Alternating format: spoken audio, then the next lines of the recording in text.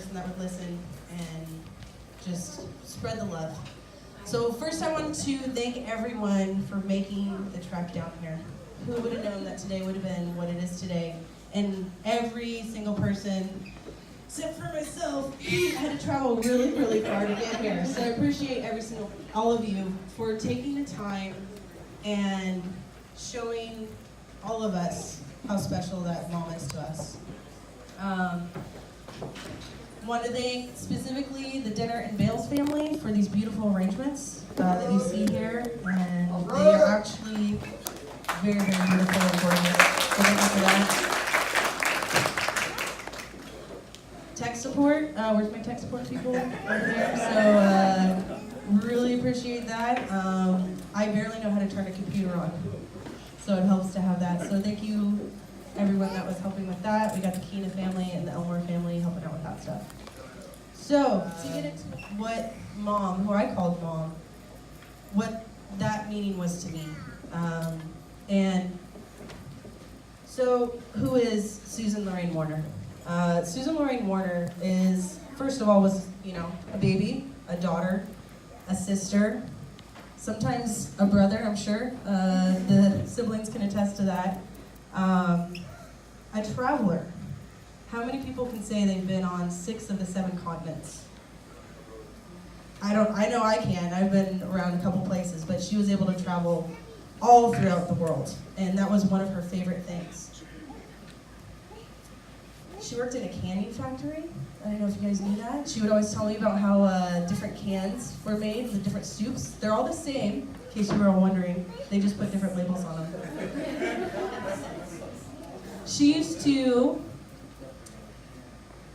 cut fish. She used to be a person that filleted fish in, was it Massachusetts, Dad? When you guys were in Cape Cod? Massachusetts. Cape Cod. Who would have known that a little hillbilly born in West Virginia was going to end up filleting fish in Cape Cod? Skydiver. Got to do that one with her. Where are you at, Shell? It was good times, right? The only reason I went is because of her. Yeah, right? So, do we feel like I need to have the microphone, or can I just talk like this? You can talk. Because I feel a little bit weird talking to the thing. Okay. So I'm going to just talk and project my voice.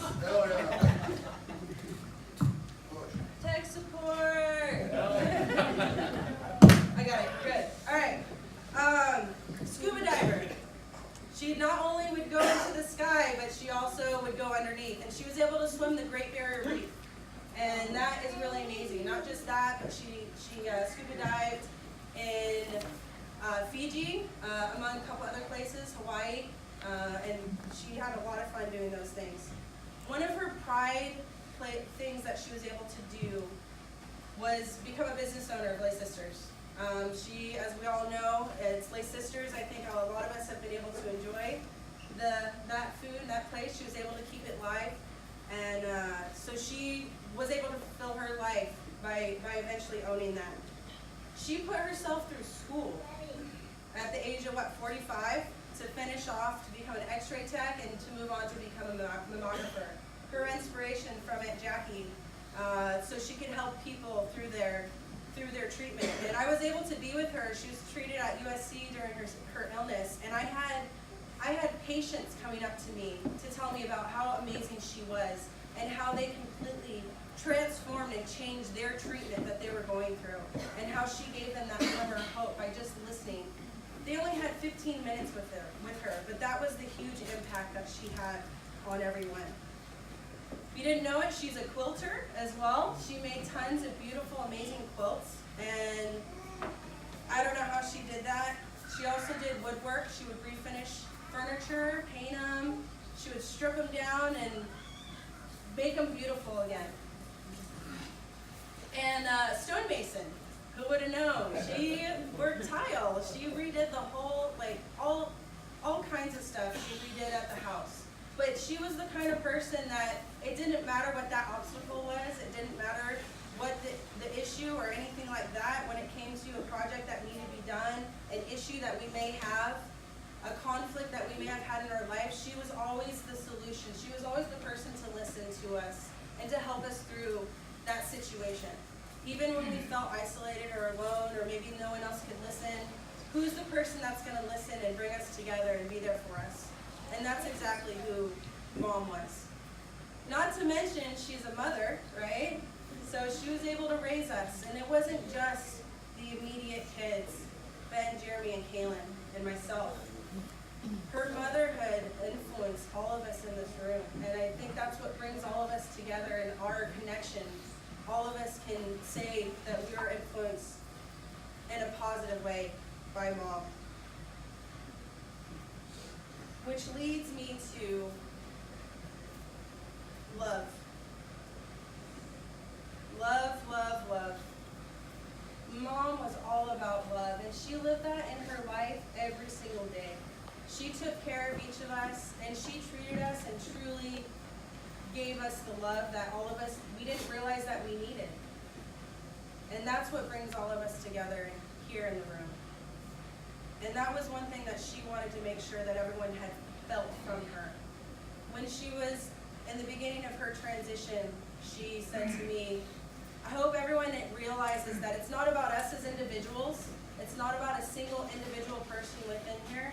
It's all about us loving each other and giving that love up and handing it off. And she did it so easily, so freely. So what I would hope all of us can walk away from today with is try to take that lesson from Mom and how freely she gave that love and how much we received that from her. And maybe we can pass that on to that person on the street, to our own family members, to our children, and we take those life lessons. I was talking with Ben the other day, and I think all of us feel, I wish we could have been a little bit closer. I wish we had a little bit more time. But what Mom gave to all of us was a gift. She taught us, and her lessons will be continued on through those times that we talk about her and those lessons that she taught us. So let's talk about her, let's spread her memory, and let's continue to share the love the way that she shared that with us. Thank you.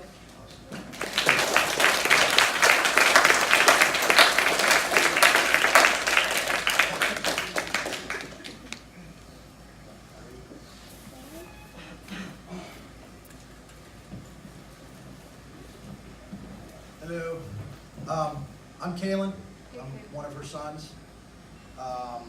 I'm not very good at telling funny stories or putting together traditional sayings. I kind of abstract things and see the world in terms of art. So I wrote a poem about life, death, and love. And so this was in honor of my mom. Is it on? I think so. I don't know what to do with this thing. I don't know what to do with my hands. Yeah. So give me just a sec. I tried to memorize it, but I didn't.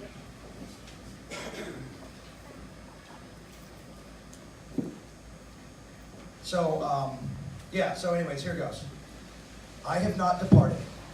Death was my doorway into the home of your spirit. I have knocked upon the gates of eternity, and you have unknowingly answered. I have walked out of myself and into your soul.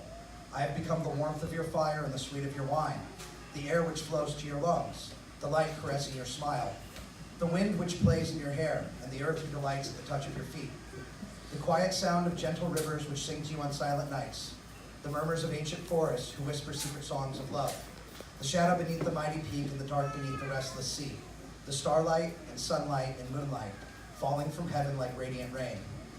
And when the morning dove cries peacefully, and the winds of love blow lightly, heralding the coming dawn, look into the eastern sky and bear witness to my rising. Over the pastures where the soul is birthed, over the mountains of your struggles, over the valleys where your darkness lies, I will be your northern star, guiding you home to the places deep inside where the echoes of love forever hold their chorus, where departure leaves no footprints, where endings are beginnings. For death walks not in these fields of love. Love is the dying of death, where the passing of moments are endlessly still, and eternities forever are stayed. Bury my heart in your garden, and when the rose rises from the place where I rest, the sunlight will grace me again, and your teardrops will water your passions, and I will tend to your Eden, so your joys forever may bloom. I have not departed, and never shall I leave. I have become a part of you, a piece of you, I live inside of all that you are, where before we were separate, two bodies of love. We shall now and forever be one.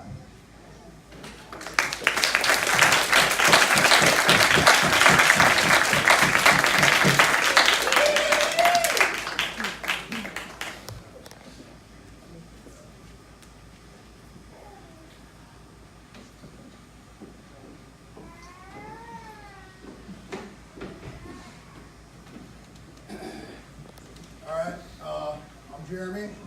Mike. I'm Jeremy. My mom's Susan's oldest child, and I thought a lot about kind of what I wanted to say today. A couple times I started writing some stuff down. I read it a couple hours later and I thought it was garbage, so I scrapped it, trash canned it, and I came back to it again, and I figured, you know what? I think Mom probably would have kind of just gone from the hip, so that's what I'm doing. Now, when I think about my mom, I think about what she meant to me, meant to my siblings, meant to everyone that's in this room that she's touched on now, a lot of things. And I figured, like, well, how can I bring all that, to the forefront today, to kind of share it with everyone and express it so we all share it. And I was like, well, the best way I could think of is, well, let me look at some of my siblings. What are some of the qualities that Mom instilled in them? And, when I look at my sister Courtney, she is definitely strong, right? Mom was a strong woman.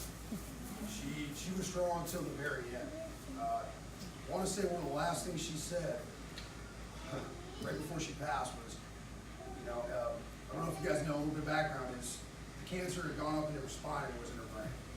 So she was, during the transition period before she passed away, she was in and out as far as being physically there with us. But right before she went, she declared to the world, maybe to God and whoever, I am Susan. I am Susan. So she was strong to the very end. She never let go. She never let go of who she was, and she put that strength into her children. And when I look at my sister, like I said, I see a strong woman.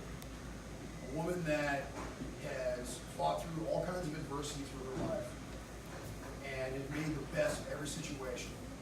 I see passion. She shows compassion to everyone, much like Mom did. Willing to welcome anyone in, willing to give you a minute to listen. She would give you a minute and she would listen to anything you had to say, whatever it was. And then a wisdom, right? Wise beyond her years.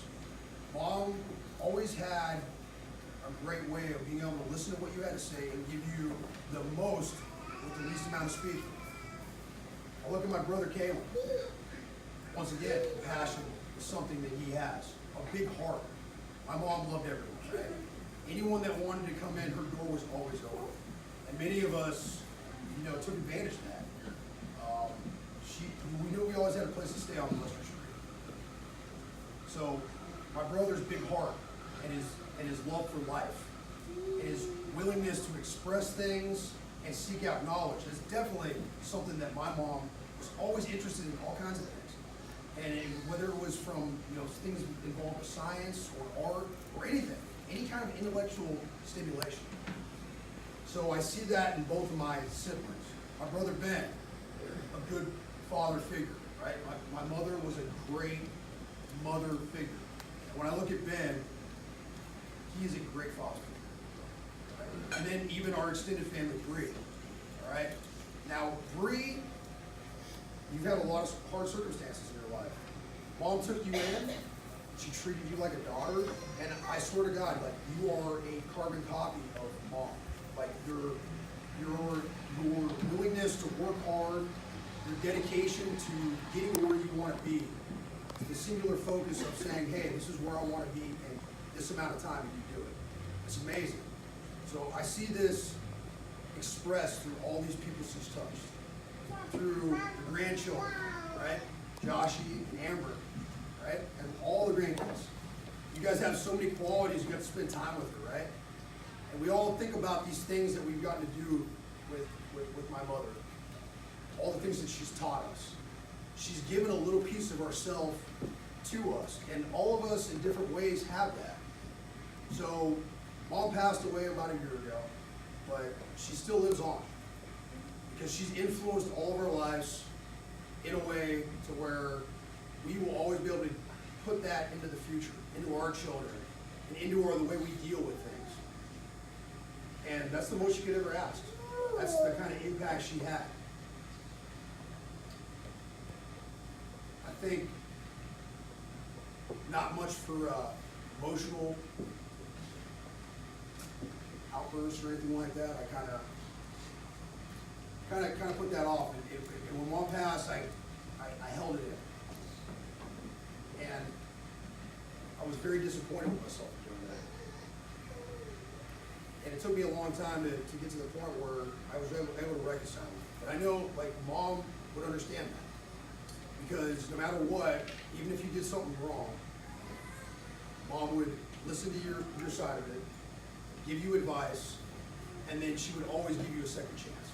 And I know my brother, my sister, myself, a lot of people in this room got a lot of second chances. So moving forward, I just want to say, hey, we gather so infrequently, as a group, and not just this group, but any group. But take some time to enjoy this moment, the moments you have with each other, and forget about all the stress. Because you know what, Mom's biggest thing was, if you're going somewhere, you have to enjoy the trip, right? It's not about the destination. It's about the way you get there. And that's why sometimes, if she was going to go to Simi Valley from here, she'd end up in like Las Vegas and then like Yosemite, and then all of a sudden she's back down in the Simi Valley 3 days later. That's just, hey, enjoy the trip. That's probably one of the biggest lessons that I've recently reflected on and learned from my mom. Is that I've been always so focused on, hey, this is my next goal, I got to get there. And one of her biggest things was enjoying the route to getting there. Enjoying whatever it is. Sometimes it's tumultuous. Sometimes it's sometimes it's not fun. You have to appreciate and enjoy the route to getting there.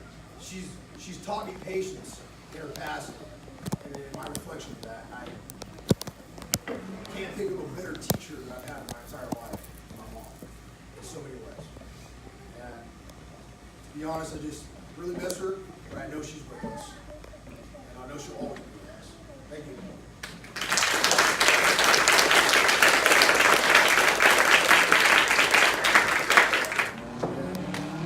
Susie used to introduce me as the father of my children.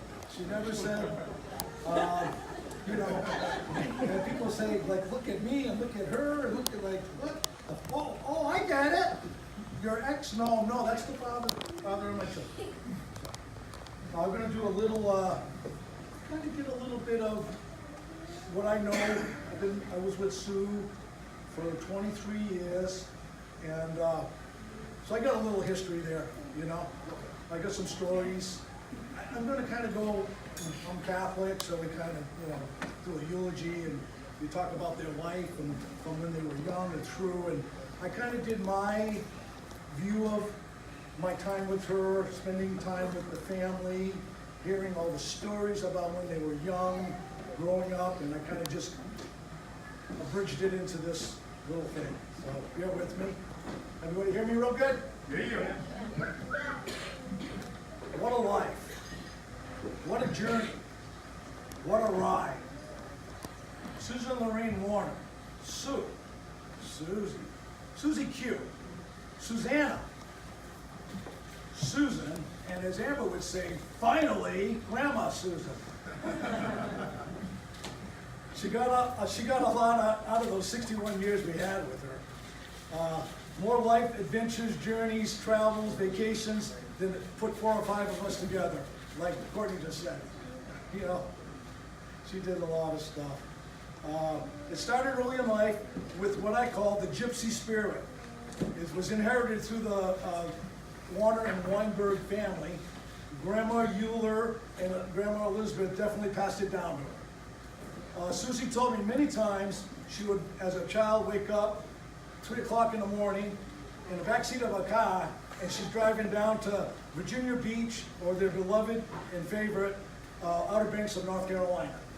That's how she was raised, and she never left that. She never let that go. Her mid-teen years were the old hitchhiking days, and Susie hitchhiked north to south, and then east to west, across the country, several times, back and forth. Many adventures during those hippie years, during the 70s, and for the young kids, that was very common in that era. It wasn't frowned upon or thought about badly. It was the free spirit of the time. She had her dear friends with her, of course, Shar, Kathy, Andrea, and of course her loyal older sister, Jackie. They always had each other's back, so there wasn't ever a problem. It wasn't scary or dangerous or anything. They had a blast, believe me. I'm having a hard time because of the lighting, so bear with me. Never afraid of going to a new town or city. They would work things out with the old Beatles song, with a little help from my friends, because they always had each other's backs. But of course, the West was always calling. When older sister Jackie, who had then become Dr. Blackmore, got settled in, first in Idaho, then to Arizona, it was a no-brainer for me and Susie to head out this way. We spent some time together in Texas and then Las Vegas, actually where Jeremy was born. And then we took a vacation to Southern California one day, and that was it. No doubter, Cali was the place we wanted to be. Falling in love with Simi Valley in the early 80s was really easy. It was a beautiful town, still is. But old Susanna, she still had those itchy feet, believe me. And many adventures and vacations with Aunt Martha, Barney, Brother Steve, and our always traveled mate sister Jackie were had. She started dragging Courtney around at a very young age with her, and yes, Courtney does have the gypsy blood of her mom and the family. Trips to the Outer Bank were always a favorite. Tall Grandpa, Grandma Elizabeth, Cindy and Tim, the extended family of Frances with her kids, and any friends and relatives that wanted to tag along were always welcome. She always worked very hard. This is how she got to do all these things. She was raising Jeremy, Kaylin, Courtney, and Ben, and she had a babysitting in the neighborhood with the Predmore girls, Elizabeth and Stephanie Savage, and she was started working at the gym of her life, Lay Sisters, at night, and then she also had time to help Susan dinner, house clean, and organize her life, and go through her mail, and whatever Susan needed her to do, because they were lifelong friends, and she had time to do that too. So she had a lot of energy. Things really started to click when she found out, to my opinion, by reverse osmosis, I almost have an associate's degree. She was going to Moore Park College taking astronomy and all these different subjects, and all of a sudden like, hey, you can take one more class and you got an associate's degree. So she did. She chose radiology as her career. And getting the job at USC was really the right move and a great opportunity. But nothing would compare to the true love of her life, Lay Sisters Restaurant. She treated it like she did all things, with love, passion, care, and a lot of attention. Sorry, my eyes are really bad. And she stuck to all the details she had used in her life, and the skills that she had that she used with her family and friends to be successful. The bond with the Ewing family was a perfect fit for her, starting with Claire, the mom, Dr. Bill, to Kevin, and then with Jesse at the end here, you know. Feeling a little back pain it was a lot of back pain for a long time. It was no big deal to her, and it was an SOP to her, which means standard operating procedure for you civilians that aren't in the military, like myself. She went about her life with that grit and courage as usual, working, vacation, and family and friend times. The back pain was actually a serious problem, but Soldier Sue carried on, pushing through and then enjoying a glorious 7 or 8 month period during 2007, where she traveled, vacationed, and visited with everybody just as usual. Nothing had changed in Susie's life.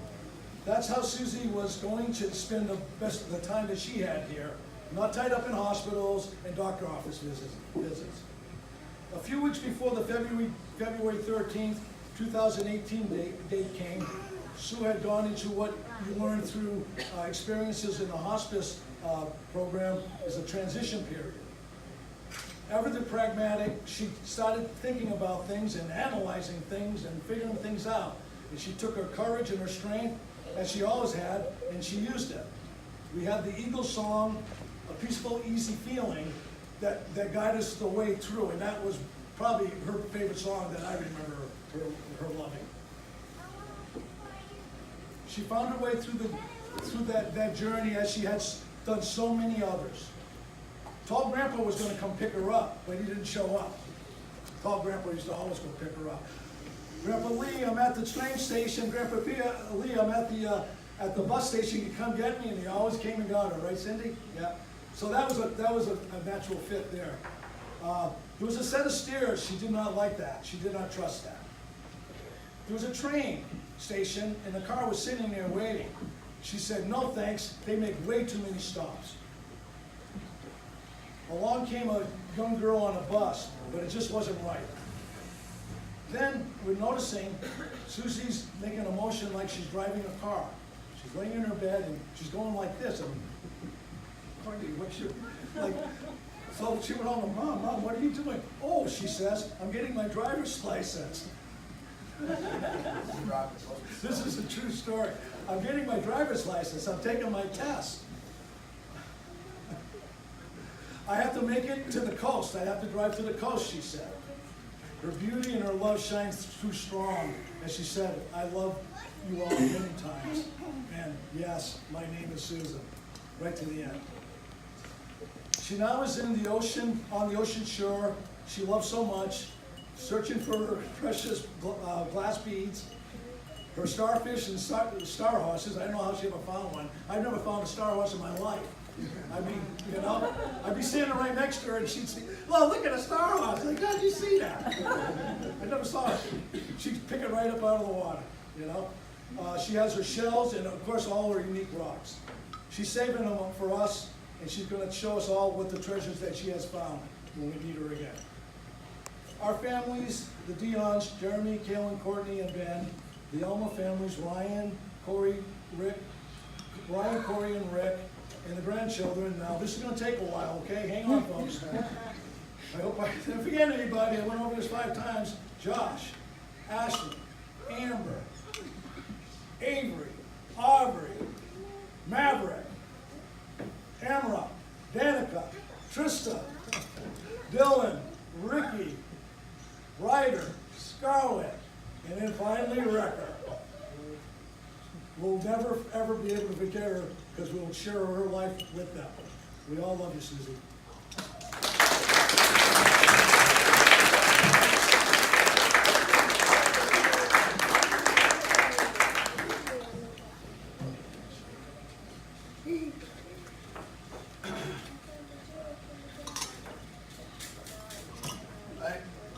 Floor is open. Would anyone else like to come up and say a few words? Yes. And Come on down, Susan. if you need to, you can either. How wonderful I thought Susan was. Or actually new. And I need glasses. One moment, please. Wrote this real fast on the way down here today. Okay, so before I start, I want to say that the way that I got to know Susan was because of Kaylin.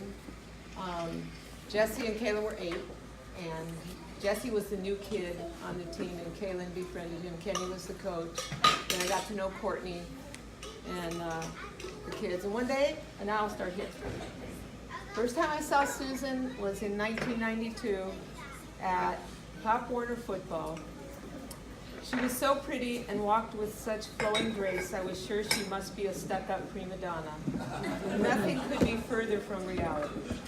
In 26 years of friendship, I learned that Susan was soft-spoken, calm but enthusiastic. I'm gonna cry. And non-judgmental. If you wanted to be nervous and upset, you couldn't go around Susan because she would assault you with serenity.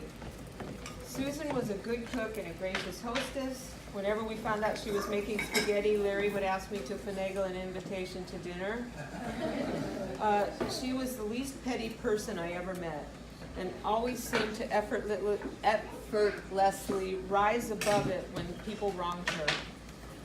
Susan was one person I could always count on to have my back. She would indulge my high-maintenance idiosyncrasies, sing hymns with me, and she never made me feel weird. If you needed someone to drop everything and drive to Kansas with you, Susan was your gal. Interestingly, that road trip was the only time I remember her ever losing patience with me. I'd been nagging her for the last few hundred miles to stop looking at her cell phone while driving. Finally, without looking up, she calmly said, "Shut up, you do it all the time." Susan's house was a haven of hospitality, where everyone was treated like an esteemed guest. She smiled easily and encouraged everyone. It was just so comforting to be around her. I miss her every day, and I'll remember her in particular every time I see a cloudy sunset, the open highway rushing by, or I smell spaghetti sauce simmering with bell peppers. Susan's leaving is a major tragedy in my life, but I can picture her giving God calm, loving, matter-of-fact advice in that soothing voice I miss so much.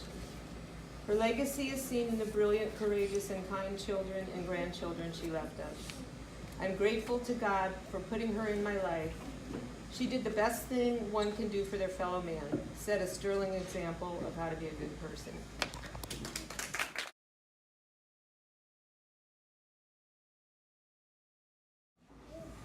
She always included me. I was the oldest sibling. She always included me in everything growing up, and she always had 4 kids. You know, she had 3, but she always said she had 4, and very, very grateful. She gave me 3 of the best gifts I could ever get. My sister and my 2 brothers. Wonderful lady. The word wonderful, she must have said it 10 million times. The word wonderful. Everything was wonderful. Very grateful. Very grateful. Hey guys, our older brothers were both in, and we're kind of honoraries, so we felt really special, like fancy 3 years old, you know. There was not any time in my life that I couldn't go to Susan and talk about freely, not prejudge, and get the best advice. And I just hope that I can pass that on to my kids and heed her lesson and be able to do the same for my kids that she's been able to do for all of you. And she's just beautiful. I love her and I miss her. Brother-in-law, and I heard mentioned by several people, Susan had a heart of gold, and she helped everybody out. Probably to a fault, like Jeremy said. Myself, I handful, maybe 10 years ago, I was in a really, really bad spot. I wasn't taking care of myself, and I probably didn't deserve the love that she gave me. I was to a point where I didn't even have anywhere to live. And everybody else in that house had similar situations to the point where the house was full. And she said, "Seth, you can put a tent in the backyard, and you can live in the backyard until you can get your head back above water." And that was one of the lowest points in my life, and I can honestly say I've bounced back up since then. And it was all because of the love she showed me. A lot of people in my life, but Susan, she was a very, very good woman. She helped a lot of people, and I just wanted to go and say thank you, because she helped me for sure. Thank you. 18 years? God, are we old? Susan was the type of person for me that she was a foundation in my life. Oh, that's crazy. You know, I cried one day over her, and I said, she want me to be happy after that, and I felt peace. And it's funny because I'm emotional right now, but a couple years ago, I told Courtney that I had this bucket list, right? And I was like naming off all this crazy stuff, you know, and we were driving, and I said, you know, I want to go to Shark Tank, and I want to go skydiving. She's like, let's go skydiving this weekend. And I was like, oh no, I'm in like another time. Like I'm in like bucket list like 40 years from now, right? And she said, well, my mom wants to go skydiving. And I said, okay, I tell you what, if your mom goes, I'll go. Because I knew if I was up in a plane, now mind you, I couldn't even fly at this time without having like hyperventilating, and I had major flying anxiety. And so Courtney and I thought it'd be a good idea for me to jump out of the plane and cure it, right? It worked, believe it or not. But anyway, so we talked to Susan, and she said, you know what, that's one of my bucket lists too, you know? And I knew that if I went with Susan, for some reason there would be a comfort there. Now mind you, I was facing one of the biggest fears of my life, and I knew if that woman was by my side, I'd be able to get through it.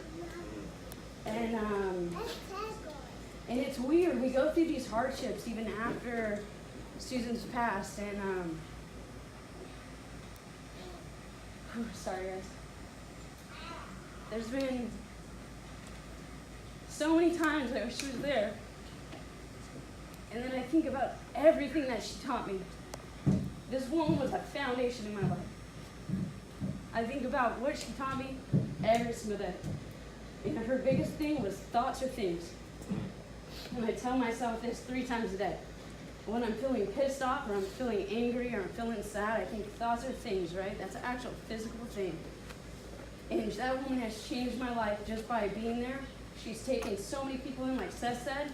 That's one story out of 100. I've seen that woman take in people that didn't deserve, I wouldn't have taken in. To be honest with you, I tried to be open-minded, and I wouldn't take them in. And she took them in, and she gave anything that they wanted, and she believed in people. She believed in people more than I've ever met anyone believe in people in my life. And she opened her heart to people. Her heart, her home, anything you needed, she was there. And I see it in all of you. I see a little bit of peace that she left with you. And I think that's a beautiful thing, is even though I miss her every single day, and I wish that she was one more conversation on the porch, hours long, or I'm like, I came here to hang out with Courtney, but I'm hanging out with your mom again for 4 hours. Sorry, Courtney, I kind of traded you out. A little bit of an upgrade. No. Even though I wish for those one conversations to continue, I tell you what, I will live the rest of my life with her memory, and I'll keep it strong for what she believed in. And she believed in people. And I think that's the most important thing that we can leave today with, is that she believed in loving each other and believing in the best in yourself and other people. Love you. I really like Susan because it was my dad's girlfriend. There was kind of like me, the territorial, like I was the favorite, and like I always felt like he was like all over her. I'm like, what about me, like your daughter, like, you know, like what the heck? And eventually her and I just like hit it off, you know. We really became close. Her and my dad had a kind of up and down relationship, so there would be times when they weren't together where she always made me feel welcome. She let me know that I was welcome in her home, and she really guided me. Like when I was 18,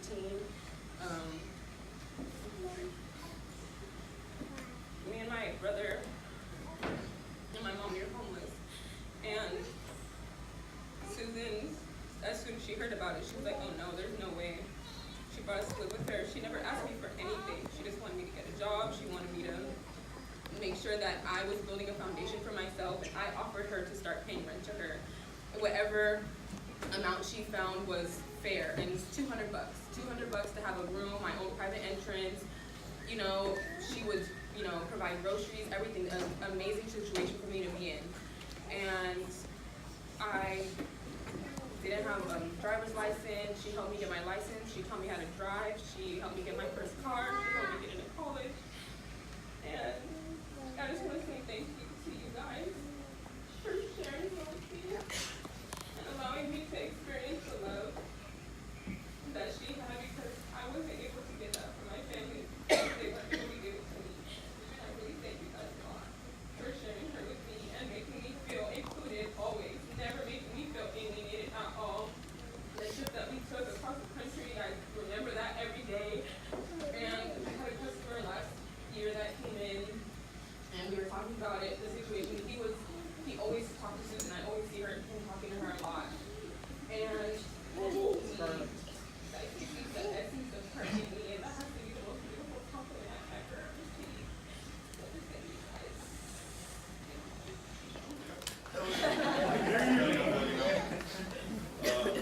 I'm trying to think about what I should say, or what really encapsulates to me. And I think the word that most came to mind was explore.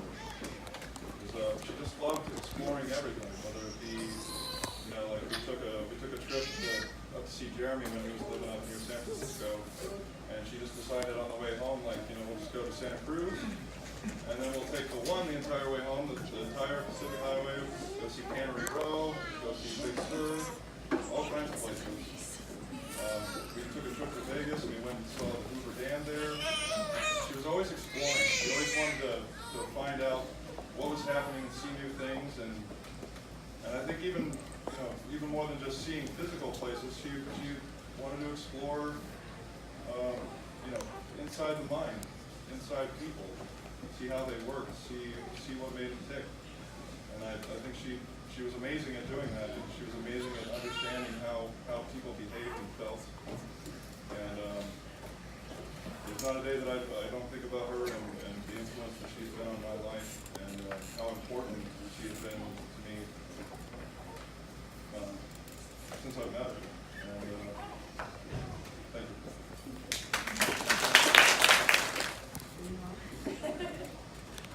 And what comes to mind is that one day, and Stephanie was young, about 4, and she was jumping on the couch and clapping, and I was sitting, just a few little seats away from her and clapping and enjoying it and having a great time being together. And what happened is that she stuck her foot between the cushions and fell and hit the end table and hit her head. And without even thinking, I picked her up and I went over to Susan's house. There wasn't even a thought. I just knew that's what I had to do. And Susan, drove us to the doctor, and because the doctor wasn't sure if I was an abusive mother, I didn't get to go in, but Susan did. And she had how many stitches? 7 stitches in her eye. And the reason I tell you this story is how much it meant to us to be next door to the Dions. And, the love we felt. And we just feel as family. And just that, when that happened, I just knew that's who I was going to go to, that's what I was going to do. And she never let us down. So, we love y'all. Susan was my aunt, and I live on the East Coast. I didn't spend nearly as much time with her as I would like to have done. And the family has asked me to explain the significance of some of the things that you see around today. There's rosemary, and it's for remembrance and love. It's a symbol of love, and I promise not to forget the impact that Susan has had on our lives and the memories that we share. The cactus flower is a symbol of maternal love because it can endure and thrive in harsh conditions, and therefore is symbolic of a mother's unconditional love. And a mother's protective qualities are conveyed by the cactus flower due to its medicinal properties. And the sea glass that she collected throughout her life completely embodies all the properties of the ocean and the seaside. For years, the sea glass has been cleansed by the healing power of the ocean. It soaks up the warm light of the sun and shimmers in the moonlight. The tide, the sun, and the moon are infused into the essence of the sea glass, washed upon the shore, and waiting to be discovered like a gift from the universe. Charged by the healing power of the ocean, and handpicked by Susan, who held everyone and embedded her love. She wanted all of you to have one of her collections from all over the world. Like I said, this sea glass up here, you guys can all take a handful of it and bring it home with you. Also, the succulents that you see around the area, you see them in little jars like this, or like the Cordy's holding. These are also for you guys to take. Okay? You guys bring them, take them home with you, put them up on the kitchen near the window, or wherever you want to do with them. They're really hard to kill. You got really have to actively try Try. I apparently kill everything I try to grow. So my succulents are living though. So. Is there anybody don't feel, you know, the time now, that's totally fine. But we are gonna go ahead and conclude if no one else wants to share. Thank you all for coming in today. We appreciate each and every one of you taking time out of your busy schedule and traveling to be here with us and to share about Mom's life. Thank you very much.